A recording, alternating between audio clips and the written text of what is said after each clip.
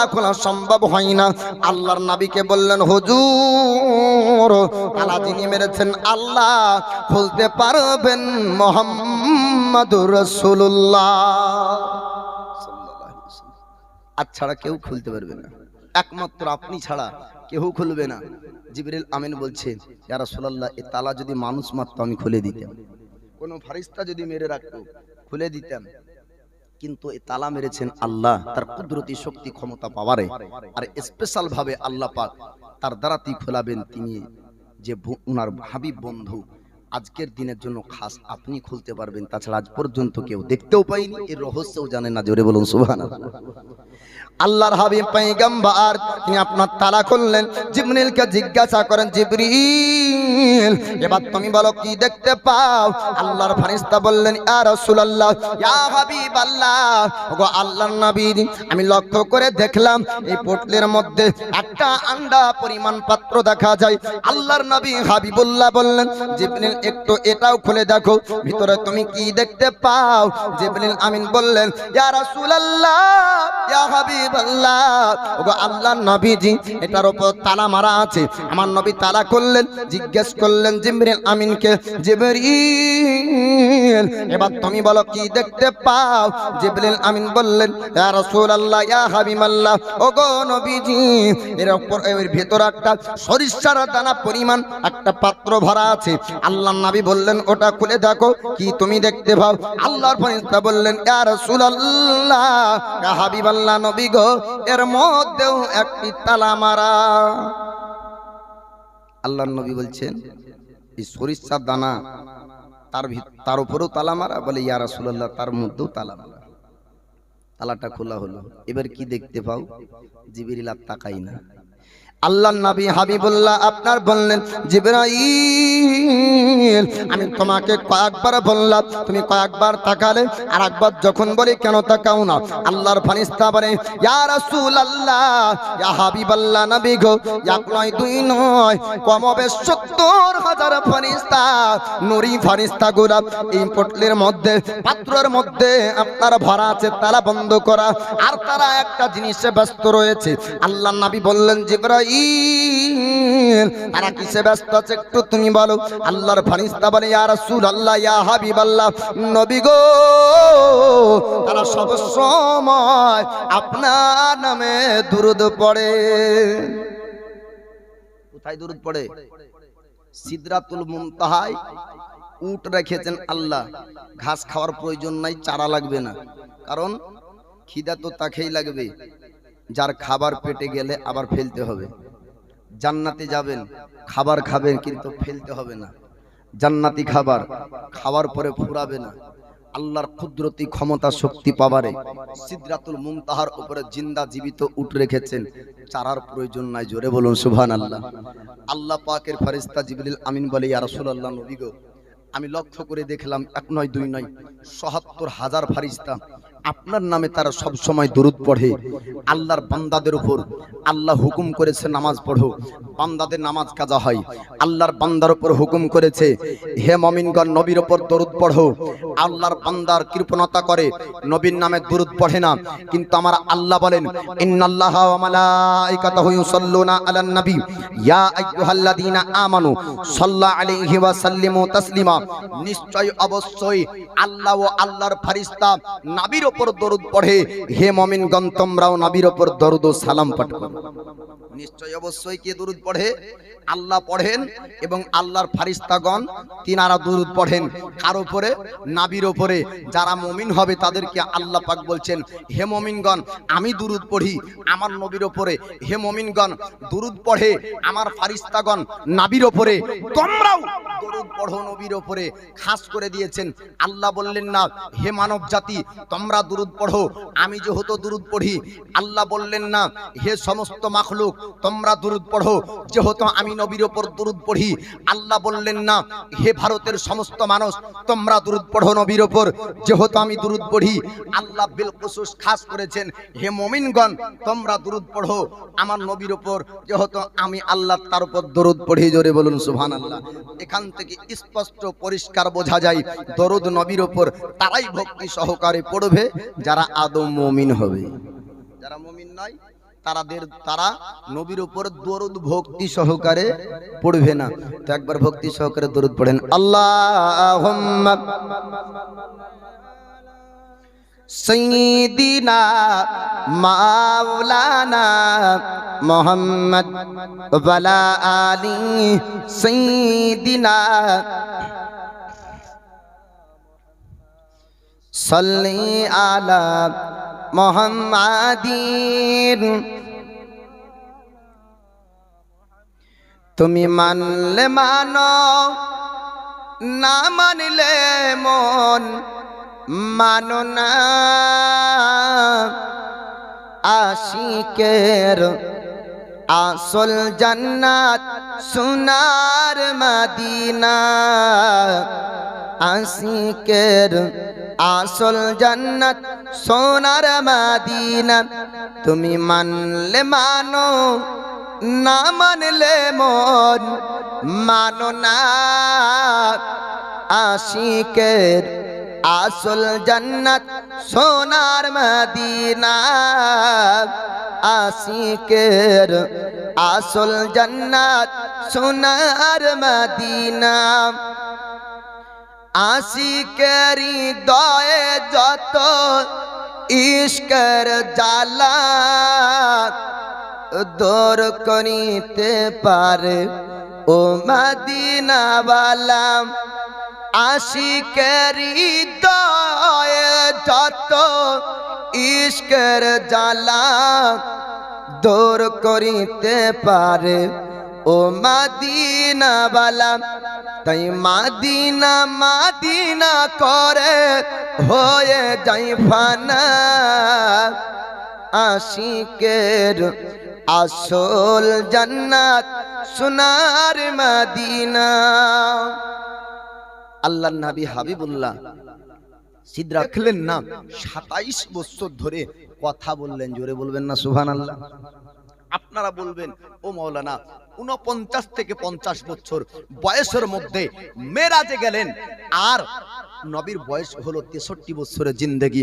মক্কায় ছিলেন 53 বছর, মদিনাতে 10 বছর, নবুয়তের পরে আপনার 13 বছর মক্কায় হিজরত করে গেলেন মদিনায়। আপনারা বলবেন যে কি এত ভেঙে ভেঙে কি করে বলতে পাচ্ছেন? 7 রাত্রি জীবনী করা লোক আমি বাবা। পাঞ্জাবি আর এই যে অল্প বয়স দেখে ভাবিয়েন না যে কি ফুটপাতের মৌলবি। মালদাহা মুথাবাড়িতে 7 রাত্রি 3 সাথে 21 ঘন্টা বিশ্বনবীর জীবনী করা লোক। এই যে আপনাদেরকে এটা অহংকার করে বলছি না, আমি নবীর বাল্যকাল থেকে নিয়ে শেষ পর্যন্ত পড়া লোক, আমি পড়েছি। যতদূর আমি শিখেছি সে অনুপাতে সে অনুযায়ী বলছি। আমার দয়ার নবী মায়ার নবী 53 বছর বয়সে মদিনা গেলেন। আপনার বিবেক আমার বিবেক বলবে 27 বছর কিভাবে কাটিয়ে দিলেন আল্লাহর সঙ্গে মেরাজ করে। অকিয়া কিতাবের মধ্যে পাওয়া যায়, এক রাত্রিতে গেলেন, একই রাত্রিতে ঘুরলেন। মুহূর্তের পরিবর্তন, একটু সময়ের এক মুহূর্তে আল্লাহ পাক মেরাজ করিয়ে দিলেন। আবার আপনি বলছেন 27 বছর। বুঝে আসলো না আমার আল্লাহ শক্তি পাওয়ার ক্ষমতা আল্লাহর এত যে মহান আল্লাহ সারা দুনিয়ার সময়কে একই জায়গাতে রেখে কারো জন্য 100 বছর কাটিয়ে দিতে পারেন। আবার কোন ব্যক্তিকে একই সময়ের মধ্যে রেখে দিয়ে দুনিয়ার জন্য 100 বছর কাটিয়ে দিতে পারেন। বিশ্বাস আছে না? উজাইর পয়গম্বর আলাইহিস সালামকে আল্লাহ 100 বছর ঘুমিয়ে রেখেছিলেন। জোরে বলবেন না সুবহানাল্লাহ। কত বছর? 100 বছর। ঘুম থেকে উঠছেন তো বেটা বুড়া বাপ জওয়ান, বেটা বুড়া বাপ জওয়ান। 40 বছর বয়সে উজাইর নবী ঘুমান, আর 40 বছর বয়সে ঘুমিয়েছেন 140 বছর বয়স হবে, কিন্তু না, যখন ঘুম থেকে উঠছেন তখন 40 বছরই বয়স, আর বেটার বয়স 100 বছর পার। এই আশ্চর্যের ঘটনা আছে বাপ। যদি আমাকে বলেন যে মৌলবি পেট বানানো কথা, সারা দুনিয়ার আলেমকে চ্যালেঞ্জ করলেন, এটা দেখেন অনেক তাফসিরের মধ্যে পাবেন এই উজাইর পয়গম্বর আলাইহিস সালামের ঘটনা। আল্লাহর পয়গম্বর উজাইর আলাইহিস সালাম আল্লাহর কাছে দোয়া করেছিলেন। উজাইর পয়গম্বর আলাইহিস সালাম জঙ্গলে খাবার খেতে খেতে ঘোড়াকে এক জায়গায় বেঁধে রেখে ঘুমিয়ে গেলেন। ঘুম থেকে উঠছেন তো উজাইর পয়গম্বরকে আল্লাহ ডাক দিচ্ছেন, আয় উজাইর, কতদিন ঘুমিয়েছিলে? আল্লাহর পয়গম্বর বলছেন, আয় আল্লাহ, হয় 1 ওয়াক্ত হবে অথবা 2 ওয়াক্ত। আল্লাহ পাক বলছেন, তোমার খাবারের দিকে তাকাও। খাবার দেখেন তো যেমনকার খাবার তেমনই আছে, নষ্ট হয়নি। বলছে হায় আল্লাহ, এক ওয়াক্ত থেকে দু ওয়াক্ত হবে, আমার খাবারও তো এখনো পচেনি, নষ্ট হয়নি। আল্লাহ বলছেন একবার ঘোড়ার দিকে তাকাও। তো ঘোড়ার দিকে একবার তাকানো হলো, তো ঘোড়া মরে ওর হাড় হুড্ডি গুলা পড়ে আছে। জোরে বলবেন না সুবহানাল্লাহ। ও ঘোড়া তো মরে হাড় হুড্ডি পড়ে থাকলো, খাবার কেন নষ্ট হলো না? পয়গম্বর নবীগণ যে খাবারের মধ্যে একবার মুখ লাগিয়ে দেয়, ওই খাবারে আল্লাহর রহমত ও বরকত হয়ে যায়। আর আল্লাহর রহমত আর বরকতের মধ্যে শেষ নাই। আমরা মানুষের কাছে অন্যায় করলে কি করি? ভাই ক্ষমা করে দাও, তখন কি বলবে? যা। যখন হাত ধরে যখন ক্ষমা চাইলে তো ক্ষমা করে দিলাম, নাহলে তোকে যা পাসলি মারতাম রে, বলেন না? তো মানুষের কাছে যদি ভুল স্বীকার করে, মানুষের মনে একটি রহম, একটি দয়া চলে আসে, আমরা ক্ষমা করে দিই, তো সারা দুনিয়ার মানুষের মধ্যে দয়া যিনি দান করেছেন, সে আল্লাহর কত দয়া। ও আল্লাহর কাছে তবু আমরা তওবা করতে পারি না। তো আল্লাহর রহমত বরকত যেখানে চলে আসে, ওখানটা নষ্ট হয় না, ফুরাই না, ছড়িয়ে যায় না, পচে যায় না। তাই খাবার যেমনকার তেমনই ছিল, কেননা ও খাবারের মধ্যে নবী আপনার মুখ লাগিয়েছেন, খাবারে বরকত চলে এসেছে। উজাইর পয়গম্বর আলাইহিস সালাম গ্রামে যাবে, চিনবে কে? উজাইর নবী যুগের মানুষ থাকবে, সবাই তো চিনবে, কিন্তু এক বুড়িকে দেখে উজাইর নবী চিনতে পারে, কিন্তু বুড়ির নাবিনা অর্থাৎ দুই চোখ কানা হয়ে গেছে। অনেক লম্বা ঘটনা, খালি বোঝানোর জন্য। 27 বছরের মেরাজ কি করে হলো, এটা কাল সকালে সারাদিন মাঠে আপনি কাজ করবেন, তাও ভাববেন যে কি এত যোগ বিয়োগে মিলাতে পারলাম না। বলছে 50-49 বছরে গেল, বা 27 বছর কাটালো, আবার 63 বছরের জিন্দগি, সারাদিন চিন্তা করবেন। এই চিন্তা ভাবনাটাকে ডিলিট করার জন্য বলছে। উজাইর পয়গম্বর আলাইহিস সালাম বুড়িকে দেখার পরে বলছে, বুড়ি আমাকে চিনতে পারছো? বলে আপনি কে? আমি আল্লাহর পয়গম্বর উজাইর। আল্লাহর পয়গম্বর উজাইর আজ এক নয় দুই নয় 100 বছর আগে হারিয়ে গিয়েছে। আপনি কোথা থেকে উজাইর হলেন? আমি সত্যি আল্লাহর পয়গম্বর উজাইর, আমি আজ পর্যন্ত জবানে মিথ্যা বলিনি। বুড়ি বলছে, ওগো আল্লাহর পয়গম্বর উজাইর, সত্যি যদি আপনি নবী হন, তা আমাদের উজাইর নবী যেটা আল্লাহর কাছে দোয়া করতেন, ওটা কবুল হইতো। আপনি দোয়া করেন, যদি কবুল হয় তাহলে মানবেন। আল্লাহ নবী বলছেন, কি দোয়া করব? তো বলছে, আপনি দোয়া করেন আমার দুই চোখ কানা, আমি দেখতে পাচ্ছি না আপনাকে, দেখার পরে না চিনবো, আপনি আমার দুই চোখ আগে ভালো করেন। উজাইর নবী আলাইহিস সালাম বুড়ির দুই চোখ ভালো করে দিলেন। বুড়ি দেখার পরে চিনতে পাচ্ছেন আল্লাহর পয়গম্বর উজাইর আলাইহিস সালামকে। হুজুর সত্যি আপনি আল্লাহর পয়গম্বর। বলে আমার পা দুটো ভালো করে দেন, তাহলে আপনার পরিচয় দেব গ্রামবাসীর কাছে। উজাইর নবী দোয়া করলেন, তার পাও ভালো হয়ে গেল। গ্রামবাসীর কাছে নিয়ে যাই। এবার বেটার কাছে যাচ্ছেন, তো উজাইর নবীর থেকে বেটা বুড়া হয়ে গেছে। যেহেতু উজাইর নবীকে ঘুমিয়ে রেখেছিলেন 100 বছর, আল্লাহ দুনিয়ার জন্য 100 বছর কেটেছিল, উজাইর নবীর জন্য কাটেনি।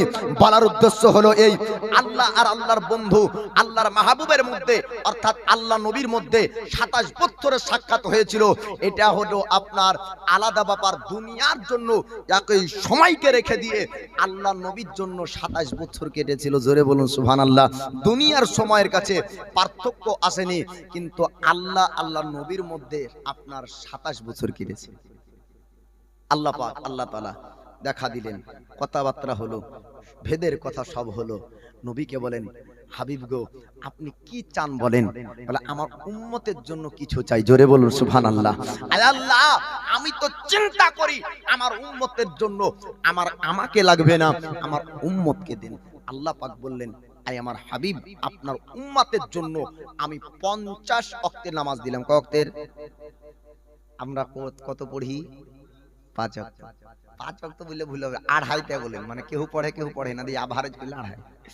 5 ওয়াক্ত নামাজ ফরজ, তো 50 ওয়াক্ত দিলেন, নবী আমার দুনিয়াতে আসবেন। 6 নম্বর আকাশে মুসা নবী দাঁড়িয়ে। কোন নবী? মুসা নবী। আল্লাহর পয়গম্বর মুসা কালিমুল্লাহ ডাক দিয়ে বললেন, আখেরি পয়গম্বর, ও আল্লাহর বন্ধু, আল্লাহর হাবিব, আপনার উম্মত হবে শেষ জামানার উম্মত। আপনার উম্মত এত নামাজ পড়তে পারবে না, আল্লাহর কাছে যান, আপনি নামাজকে হালকা করে আনুন। আল্লাহর হাবিব আপনার চললেন, আল্লাহকে ডাক দিলেন, আল্লাহকে আপনার বললেন, মাবুদ আমার উম্মত হবে শেষ জামানার উম্মত, আমার উম্মত উম্মতের জন্য 50 ওয়াক্ত ভারী হয়ে যাবে, আমার উম্মত নামাজ আদায় করতে পারবে না। আল্লাহ পাক আল্লাহ তাআলা বললেন, বন্ধু গো হাবিব আপনি শুনুন শুনুন, আপনার উম্মতের জন্য আমি আল্লাহ 5 ওয়াক্তের নামাজকে কমিয়ে দিলাম। জোরে বলুন সুবহানাল্লাহ। মুসা কালিমুল্লাহ আবার 6 নম্বর আকাশে দাঁড়িয়ে কোন কিতাবের মধ্যে বলা হয়েছে চতুর্থ আকাশ, মাসহুর আপনার অধিকাংশ কিতাবে আল্লাহ পাক মুসা কালিমুল্লাহকে 6 নম্বর আকাশের মধ্যে রেখেছিলেন। 6 নম্বর আকাশে মুসা কালিমুল্লাহ বললেন, আখিরি পয়গম্বর আল্লাহর হাবিব গো আপনি শুনুন শুনুন, 45 ওয়াক্ত নামাজ আপনার উম্মত পড়তে পারবে না, আল্লাহকে বলুন কিছু নামাজ যেন হালকা করে দেয়। আমার নবী আবার বললেন, আল্লাহ উম্মতের জন্য নামাজগুলো ভারী হয়ে যাবে, কিছু নামাজ যদি কমানো হয়, আল্লাহ পাক বললেন আরো 5 ওয়াক্ত কমিয়ে দিলাম। 9 বার আল্লাহর কাছে আমার নবী 45 ওয়াক্তের নামাজ কমান। জোরে বলবেন না নারায়ে তাকবীর, জোরে তাকবীর দেন, নারায়ে তাকবীর, নারায়ে রিসালাত, মাসলাকে আলা হযরত উলামা আহলে সুন্নাত, দ্বীন ইসলাম, দ্বীন ইসলাম। এই দেখেন পাহাড়পুর মাদ্রাসার যোগ্যতম শিক্ষক তিনি এসেছেন, জি জ্ঞানীর মুখে জ্ঞানের কথা আমরা শুনবো। বাপ আগে বলতো যে কি আগে হয়তো জ্ঞান আর এখন হয় গান, তাইলে আগে গানের মধ্যেও জ্ঞান ছিল, ঠিক না ভুল? বলবেন কি মৌলভী মনে হয় আগে খুবই গান শুনেছে।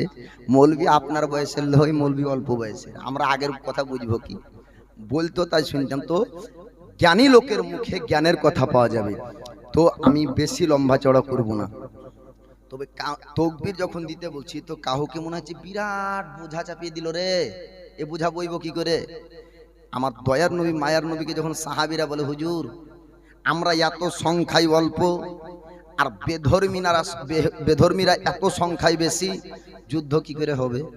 ওদের হাতে বল্লম, তীর, ধনু, পাসলি, ছুরা, তরবারি। নবী বলছেন ওগো আমার সাহাবী তোমরা ভয় করো না, তোমাদেরকে আমি নবী একটা বড় অস্ত্র দেবো। জোরে বলবেন না সুবহানাল্লাহ। সাহাবীরা বলছেন নবী তার মনে হয় নতুন বানিয়ে রেখেছে, ওটা দিলেই তো সবকে ঝুড়িয়ে দেবো। নাবিকে বলছেন ইয়া রাসূলুল্লাহ কোনটা কোথায় রাখা আছে বলেন। নাবি আমার বলছেন বাগান থেকে খেজুরের ডাল ভাঙো আর তাকবীরের ধ্বনি জোরে গাও। জোরে বলুন সুবহানাল্লাহ। খেজুরের ডাল ভাঙার পরে তাকবীরের ধ্বনি যখন জোরে দেয়, পাহাড়ের আড়াল থেকে কাফেররা বলছে ময়দান ছাড়, আজ ছাড়বে না। এদের তাকবীরের হুঙ্কার যদি এত জোরে হয় তাহলে এদের হামলা কত জোরে হবে। ময়দান ছেড়ে তারা পালাতে উপায় আপনার ছিল না, পালিয়ে গিয়েছে। বলার উদ্দেশ্য হলো এই মুসলমানদের ধর্মীয় স্লোগানে গর্জন থাকবে না, তো মুসলমান ওই পতাকা নেওয়ার পরে এত জোরে গাইতে পারে মনে হয় যে কি আস্তে যদি হয়ে যায়, যদি নেতাকে সামনে দেখে তারপর একটু জোরে বলতো, কেন জোরে বল কেন ভাই, নাম কাটবে না হলে ঘর পাবি না। নেতা দেখলে আবার জোরে পিক আপ দেয়, এ ঠিক না ভুল? কিন্তু আমরা মুসলমান যখন মৌলবী যে নারা দিতে, মৌলবীকে ভাড়া করে নিয়ে এসেছে ও জোরেই একাই বলুক, বলিনি। কিন্তু একবার আল্লাহু আকবার বললে 80টি নেকি পাওয়া যায়। জোরে বলুন সুবহানাল্লাহ। তা আমি যখন আল্লাহু আকবার বলবো আমার সঙ্গে সঙ্গে আপনারা, আমি যখন নারায়ে তাকবীর বলবো আল্লাহু আকবারটা বলবেন, দিয়ে আমি বক্তা সাহেবকে দিয়ে লাউড স্পিকার ছেড়ে দেবো। নারায়ে তাকবীর, নারায়ে রিসালাত, সিদ্দিক, ফারুক, উসমান, হায়দার, চারজন সাহাবা সবচেয়ে বেহতর, কারণ তাদের দিলে আছে আল্লাহর পয়গম্বর, কারণ তাদের দিলে আছে আল্লাহর পয়গম্বর। নারায়ে তাকবীর, নারায়ে রিসালাত ইয়া রাসূলুল্লাহ, নারায়ে তাকবীর আল্লাহু আকবার, নারায়ে রিসালাত লাগবে লাগুক তীর তলোয়ারের আঘাত, তারপর থাকবে নবীজির রিসালাত। লাগবে লাগুক তীর তলোয়ারের আঘাত, তারপর থাকবে নবীজির রিসালাত। লড়বো মরবো বলবো পয়গম্বর। একবার বলেন ইনশাআল্লাহ। খালি বললে মুখে হবে না আমরা নবীর দিওয়ানা, জান দিয়ে দেবো, মরিয়ে যাব। জান দিতে হবে না, মরে যেতে হবে না, নবীর সুন্নাতের উপর আমল করুন, তাহলেই নবীকে ভালোবাসা হয়ে যাবে। বলুন সুবহানাল্লাহ। লাগবে